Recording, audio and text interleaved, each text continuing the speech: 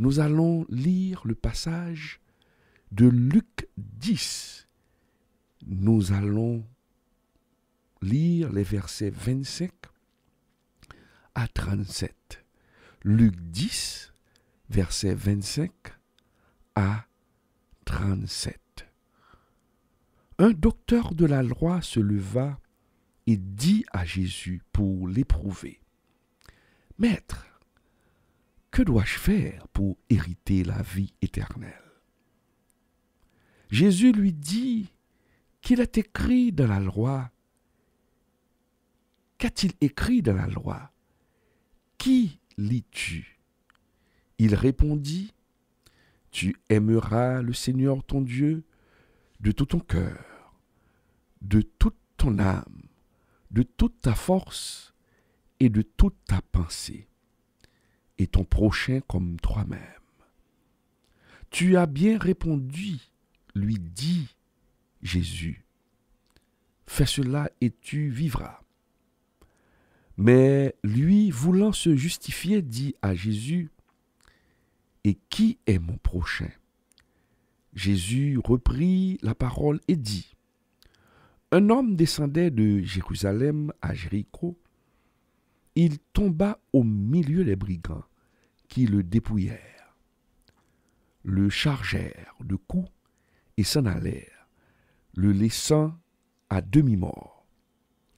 Un sacrificateur qui par hasard descendait par le même chemin, ayant vu cet homme, passa outre.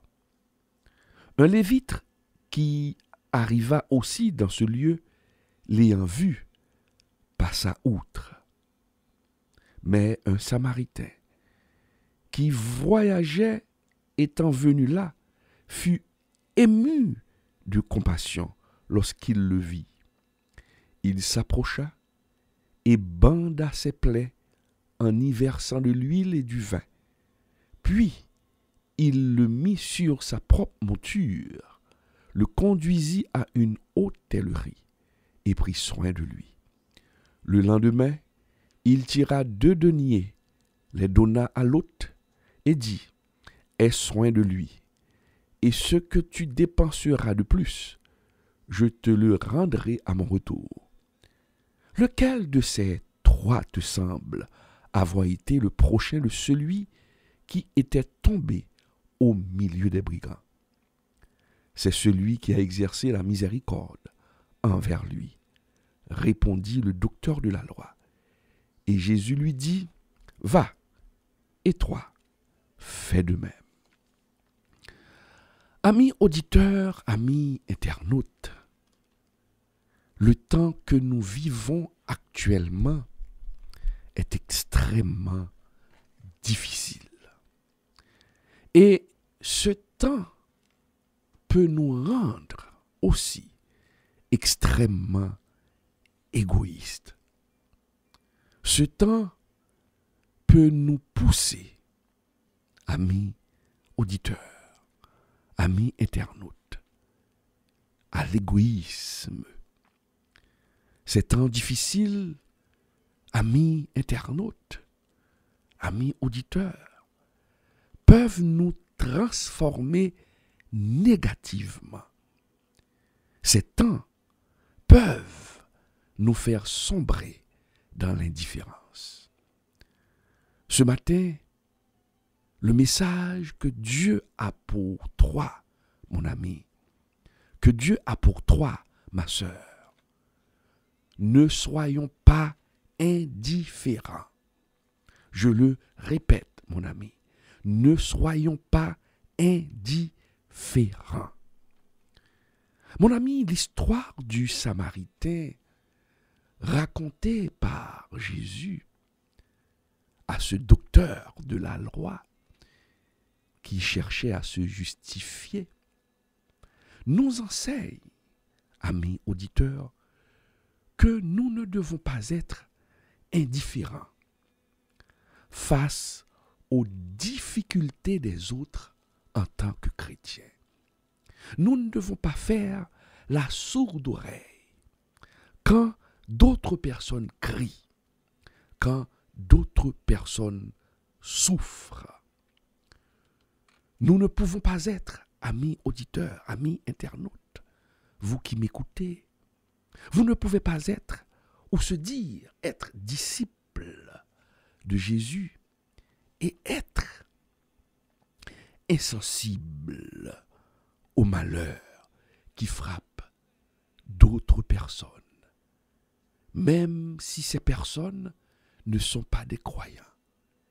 Ces personnes ne sont pas des croyants, mais ce sont des humains. Ce sont des créatures de Dieu. Nous ne pouvons pas fermer les yeux devant la souffrance humaine. Oh, le sacrificateur dans l'histoire, dans cette histoire du bon samaritain qu'a raconté Jésus au docteur de la loi, le sacrificateur, il a vu l'homme blessé au bord du chemin. Mais ce sacrificateur était peut-être sûrement occupé. C'était un égoïste. Il avait sûrement des préoccupations. Et en regardant l'homme sur le bord du chemin, qui était à même le sol, qui était couché par terre, qui baignait dans son sang, car les bandits l'avaient frappé, il s'était sûrement dit, ami auditeur, « Ah, c'est un voleur. Il a eu ce qu'il méritait. C'est un brigand. Les brigands ont attaqué un autre brigand. Il a eu ce qu'il méritait. » Et en faisant cette réflexion, il n'a pas porté secours à cet homme, longé par terre, blessé. Le Lévite avait agi de même. Mais, amis auditeurs, ces hommes, je veux parler du sacrificateur, je veux parler du Lévite, devaient être les premiers à porter secours à cet individu au bord du chemin. Pourquoi ils devraient être les premiers à porter secours? Parce qu'ils professaient de connaître Dieu. Parce qu'ils connaissaient la loi. Et ils avaient, selon toute apparence, amis auditeurs, une relation avec Dieu, avec ce Dieu d'amour, ce Dieu de compassion. L'amour de Dieu qui était en eux devrait se manifester pour porter secours à cet homme que les bandits avaient attaqué. Mais leur comportement avait révélé l'état de leur cœur. Leur comportement avait indiqué leur indifférence. Leur comportement mettait à nu l'état de leur cœur. Quelque temps plus tard, Jésus a dit au docteur de la loi que c'est un Samaritain. Un Samaritain. Le Samaritain ou les Samaritains étaient haïs par les Juifs. Les Samaritains étaient considérés comme des êtres impurs par les Juifs. Mais c'est le Samaritain qui, lui, était haï par les Juifs, qui avait décidé de venir en aide à cet homme. Et la parole nous dit, mais un Samaritain qui voyageait, étant venu là, fut ému de compassion lorsqu'il le vit. Est-ce que l'on comprend, amis auditeurs, amis internautes? Le Samaritain qui ne faisait pas partie du peuple de Dieu, qui n'était pas le bénéficiaire de la promesse de Dieu. C'est ce Samaritain qui a été ému de compassion pour porter secours. Et il a porté secours à cet homme, à cet individu, longé sur le sol, que les bandits avaient attaqué. Amis internautes, amis auditeurs, ah oui, les problèmes de la vie peuvent nous faire ressembler à ce sacrificateur, peuvent nous faire ressembler à ce Lévite. Oui, nos préoccupations actuelles, oui, le problème, le phénomène du coronavirus peuvent nous absorber. Oui, les préoccupations, le phénomène du coronavirus peuvent nous absorber et diriger notre attention sur nous-mêmes seulement, peuvent nous pousser à ne pas penser aux autres. Il y a la peur, il y a la crainte de contracter ce virus. Et cette peur peut nous pousser à être indifférents. Oui, mon ami, je sais que tu pries, et tu pries beaucoup durant ces derniers jours. Tu pries beaucoup durant ces dernières semaines. Mais laisse-moi te poser cette question. Le maître ce matin te pose cette question. Quelle est la nature de ta prière en ces temps de crise? Je reprends la question que Dieu te pose ce matin. Quelle est la nature de ta prière? Mon ami, est-ce que tu pries seulement pour demander à Dieu de te protéger?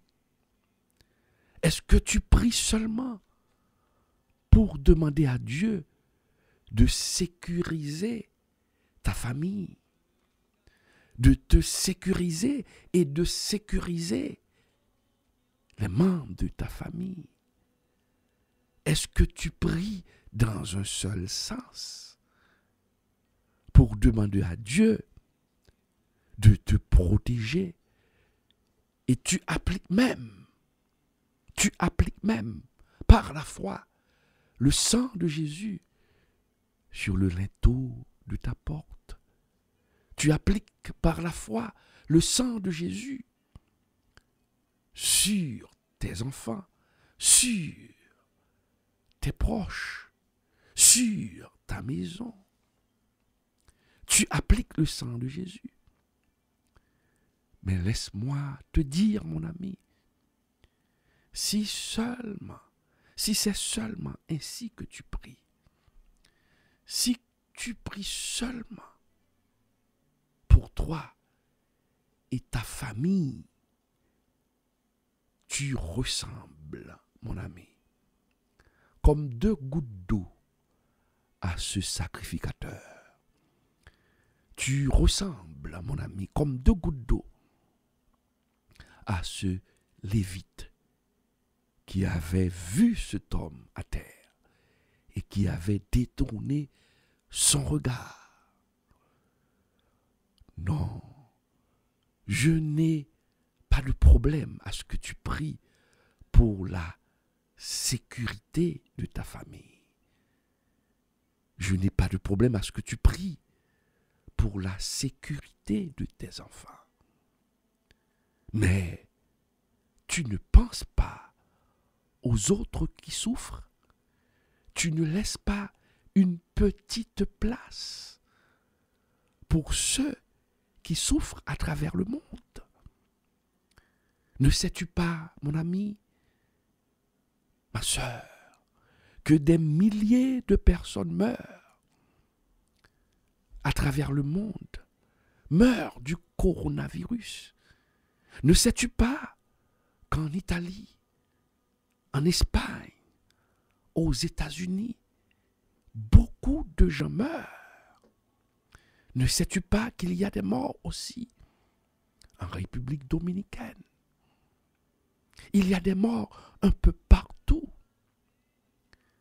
Et quand tu pries, tu ne penses jamais, tu ne pries jamais pour les familles qui sont en deuil. Tu ne connais pas ce verset qui dit « Réjouis avec ceux qui se réjouissent, mais sois dans la tristesse avec ceux qui sont tristes. » Tu ne penses jamais à ces gens-là. Si tu ne le fais pas, si dans tes prières tu ne penses pas, si dans tes prières tu n'intercèdes pas pour ceux qui souffrent, tu es dans l'indifférence spirituelle. Tu ne te vois que toi-même seul. Non. Ce matin, c'est ce message que Dieu t'envoie pour te dire, ne sombre pas dans l'indifférence. Mon frère, ma sœur, ne sombre pas dans l'indifférence spirituelle. Pense aux autres. Pense aux autres, mon ami. Tu as une Bible en main, tu pries, mais tu dois penser aux autres. Réserve dans tes 30 minutes de prière au moins 10 minutes pour ceux. Prie pour ceux qui souffrent. Prie pour ceux qui vivent des moments difficiles. Tu es fermé dans ta maison. Tu es confiné. Aujourd'hui, ce verbe est très populaire. Confiné. Le confinement. Oui, tu es dans ta maison, tu es fermé, tu ne sors pas. Pourquoi tu ne sors pas? Parce que ton réfrigérateur est rempli. Parce que tu as de la nourriture, au moins pour les 3 mois à venir. Ah, tu es rempli. Tu as de la provision dans la maison. Et puisque tu es confiné, et tu vois à la télé d'autres personnes qui sortent, et qu'est-ce que tu dis dans ton cœur? Tu les critiques. Ah, ils ne sont pas des responsables. Ou encore, ils sont des irresponsables. Tu les critiques ou tu critiques ceux qui sont obligés de sortir. Mais tu ne te demandes pas pourquoi ils sortent. Beaucoup de ces personnes, mon ami, mon frère, ma sœur, peut-être que tu regardes à la télévision, qui se font arrêter. Peut-être qu'ils sortent parce qu'ils n'ont rien à se mettre sous la dent. Ces gens peut-être sortent parce qu'ils ont faim. Oh, le slogan très populaire de nos jours, je dirais même le slogan mondial aujourd'hui, c'est rester chez vous. Restez chez vous. Mais tu sais, ou peut-être tu l'ignorais, qu'il y a ceux qui n'ont pas de chez vous. Tu l'ignorais qu'il y a ceux que leur chez vous, c'est dans la rue. Si la police arrive et demande à cette personne qui se trouve dans la rue, rentre chez toi, je suis sûr que cette personne qui vit dans la rue va répondre à ce policier, mais je suis déjà chez moi. La rue, c'est mon chez moi. C'est là que j'habite. Bien avant le phénomène du coronavirus. Bien avant ce virus, j'étais déjà chez moi. Mais tu ne penses pas à ces personnes-là dans tes prières. Oui, certains sortent dans l'espoir de trouver quelque chose à manger. Mais d'autres sortent, mais ne vont rien trouver. En ces temps-là, mon ami, on ne peut pas être indifférent. Nous ne pouvons pas nager dans l'indifférence en tant que chrétiens. Nous ne devons pas agir ainsi et nous ne devons même pas penser ainsi. Nous devons nous transformer en intercesseurs pour intercéder, mon ami, ma sœur, pour les plus faibles. Nous devons nous transformer en intercesseurs pour intercéder pour ceux qui n'ont pas un toit, mon ami, mon frère, ma sœur, ce matin. Nous devons intercéder pour les familles qui ont perdu un être cher emporté par le Covid-19. Nous ne devons pas être indifférents. Il y a trop de prédicateurs, il y a trop d'évangélistes, il y a trop d'enseignants, mais il y a un manque d'intercesseurs. Aujourd'hui, il nous faut des intercesseurs. Nous devons intercéder. Les temps sont mauvais. Le Covid-19 fait rage. Mais il y a encore un faible reste en ce bas monde. Et à cause de notre présence, à cause de la présence des saints sur la terre, les jours de malheur seront abrégés. Nous devons prier, nous devons demander à Dieu de compassion, ce Dieu de compassion, de faire grâce. Nous avons péché. Nous sommes responsables de nos choix et de ce qui arrive, car nous avons enlevé Dieu de nos vies. Aujourd'hui, nous ne pouvons pas demander où est Dieu.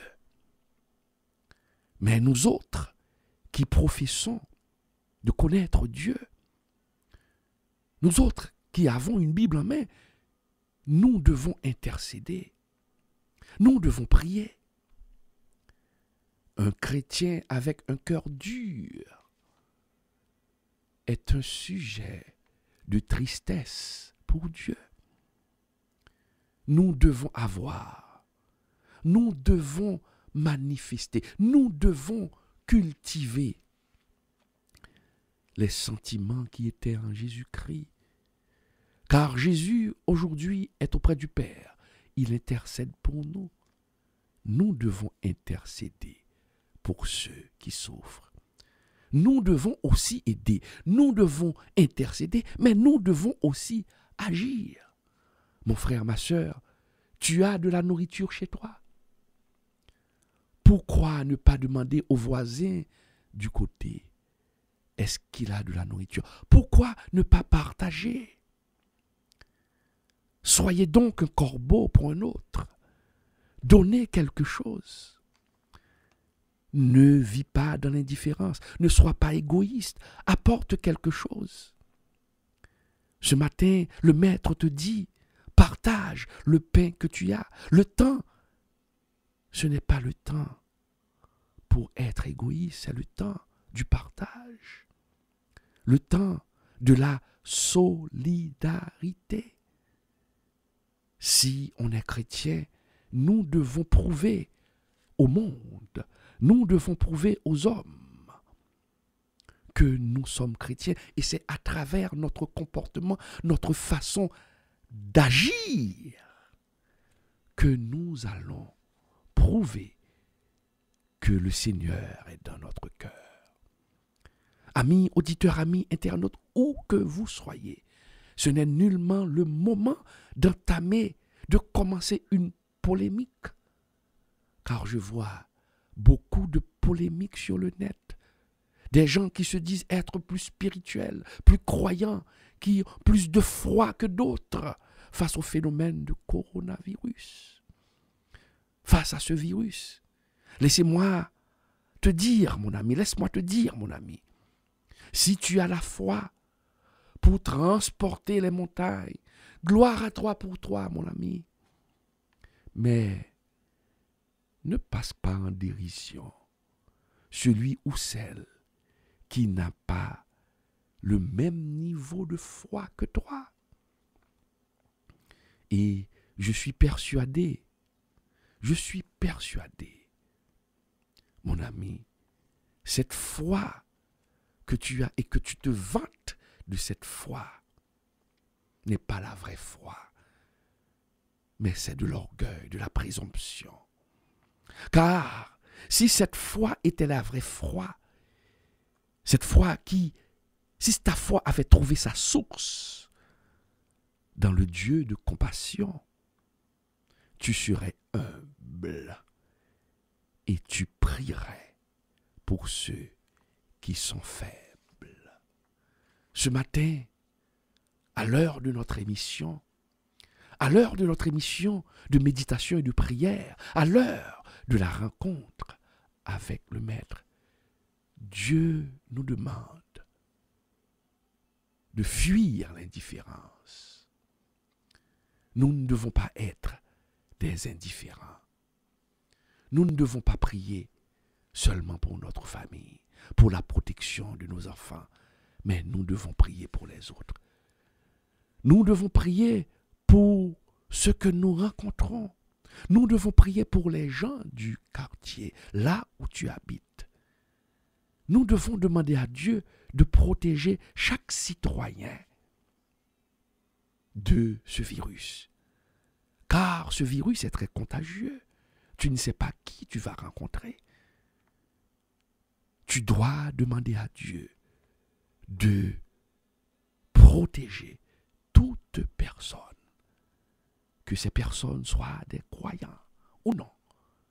Ta prière en tant que chrétien doit viser tout le monde.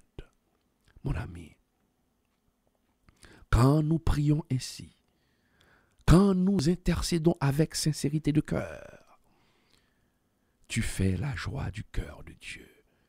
Car tu pries selon la pensée de l'Esprit de Dieu.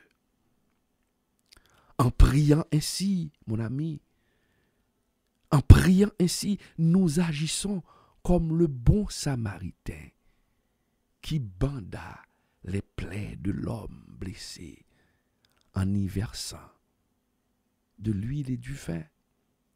Quand nous intercédons avec sincérité de cœur, quand nous lamentons devant le trône de la grâce, quand nous lamentons devant le Maître pour ceux qui souffrent du coronavirus, quand nous demandons la guérison de ceux qui souffrent du coronavirus, nous agissons comme le bon Samaritain qui avait mis cet homme sur sa propre monture pour le conduire dans une hôtellerie pour qu'on puisse prendre soin de lui. Demandons à Dieu ce matin, dans notre prière, dans cette prière que nous allons faire, nous allons demander à Dieu de nous donner, de nous animer de l'esprit qui animait ce bon Samaritain et qui avait poussé ce Samaritain à agir pour cet homme.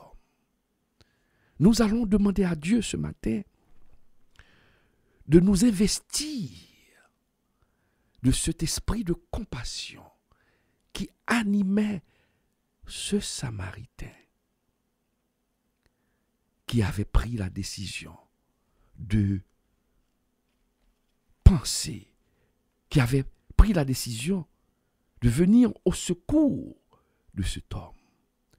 Préparons notre cœur, mon ami. Préparons nos cœurs ce matin. Nous allons intercéder pour ceux qui souffrent. Nous allons demander à Dieu d'apporter une réponse favorable pour ceux qui souffrent, de consoler les cœurs affligés, d'envoyer la provision pour ceux qui n'ont rien à manger. Ce matin, nous allons intercéder pour toute l'humanité qui souffre à cause de ce phénomène. Dieu va agir. Dieu va agir, car il y a un faible reste dans le monde. Préparons-nous. Nous allons prier le Seigneur.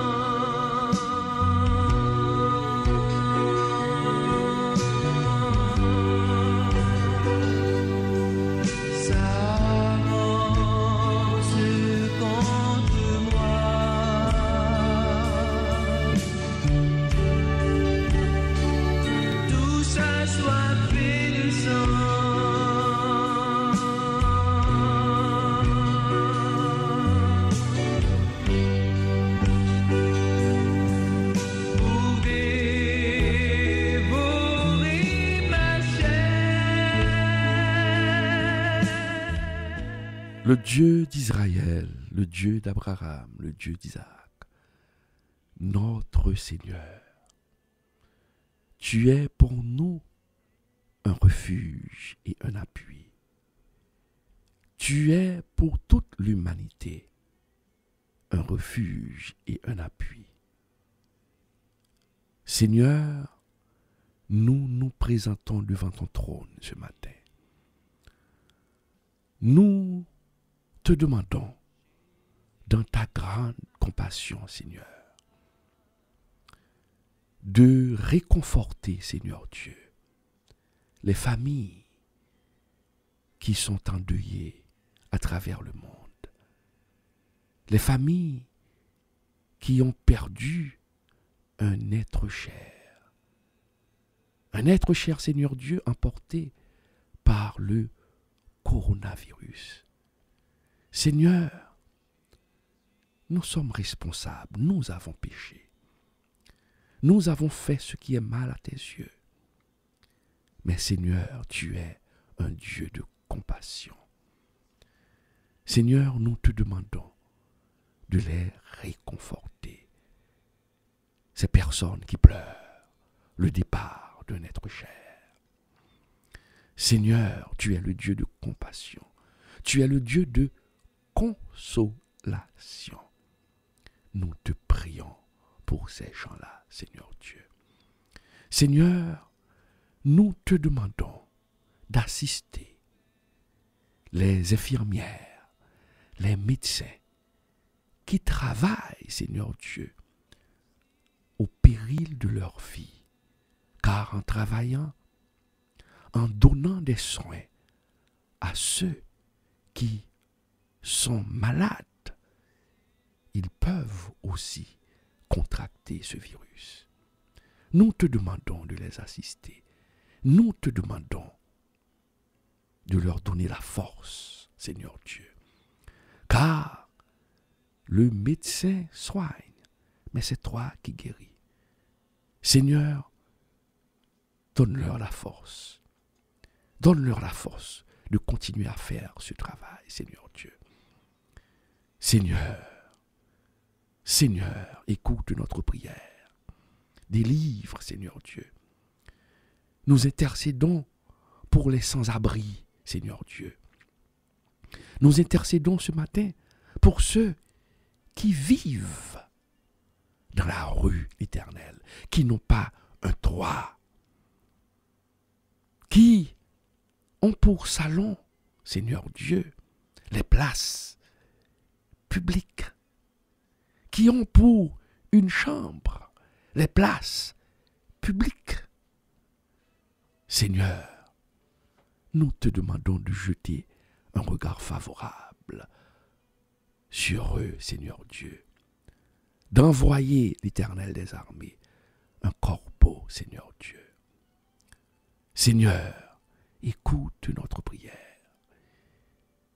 Écoute notre prière, car tu dis, quand le juste crie, l'Éternel entend, et tu les délivres de toute leur détresse. Tu nous délivres de notre détresse. Seigneur, je te prie, Seigneur Dieu, car tu es un Dieu. Tu es avec nous. Oui, Seigneur Dieu, tu es pour nous une haute retraite. Seigneur, écoute notre prière. Délivre, libère, guéris, Seigneur Dieu, car tu es capable de le faire, Seigneur. Seigneur, en ce moment, nous intercédons aussi pour notre pays, notre cher Haïti, qui souffre, Seigneur Dieu.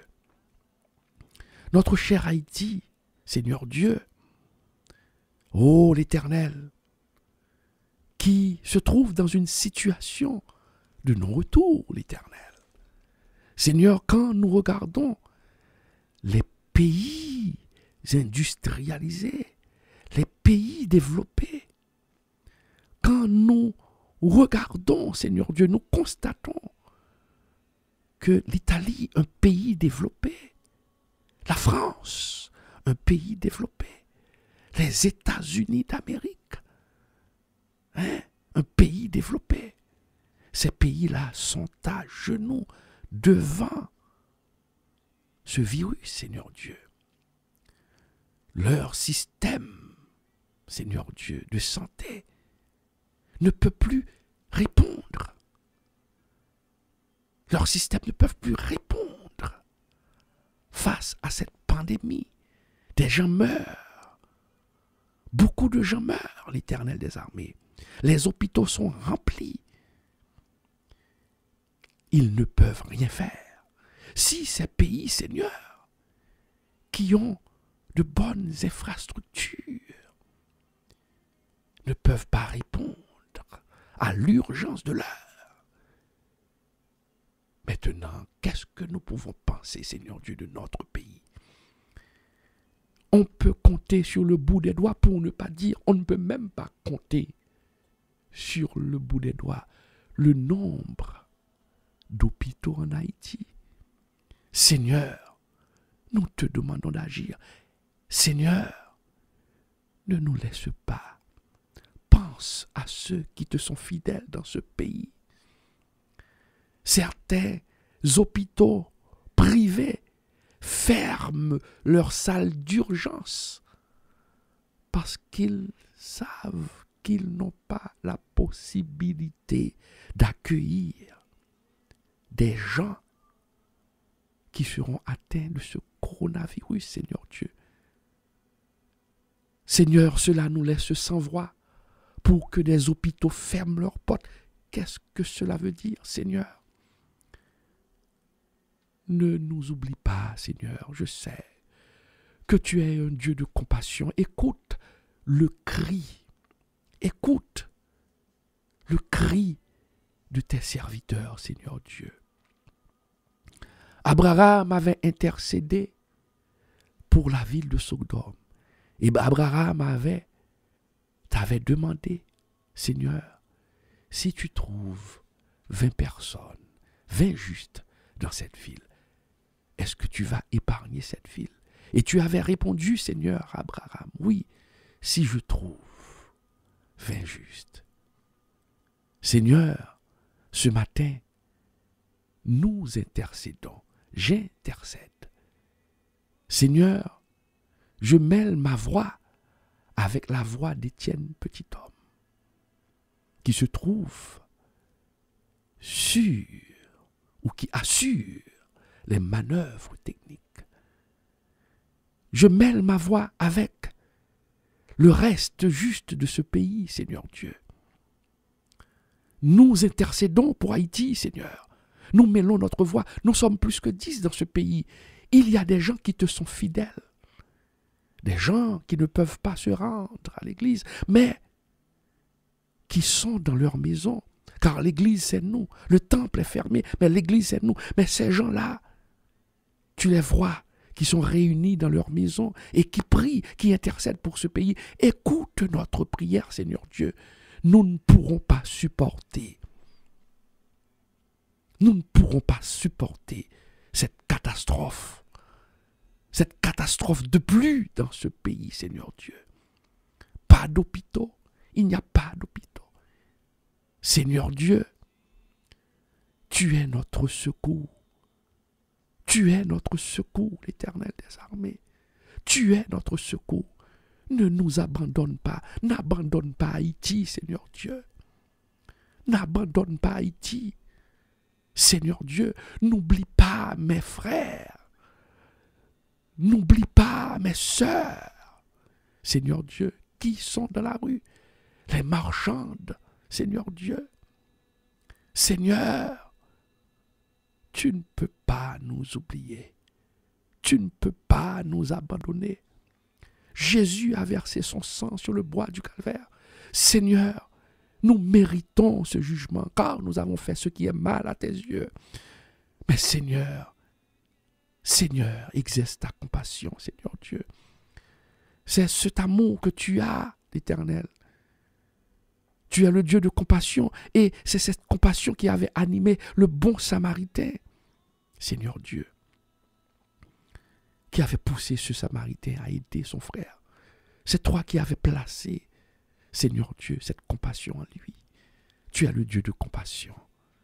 Tu vas avoir de la compassion pour nous autres, Seigneur Dieu. Nous te prions, l'Éternel des armées.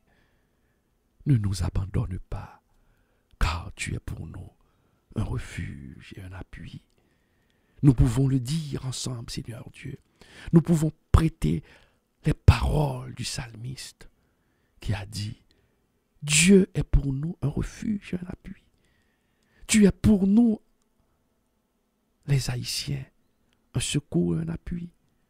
Un secours, Seigneur Dieu, qui n'a jamais manqué dans la détresse. Écoute notre prière.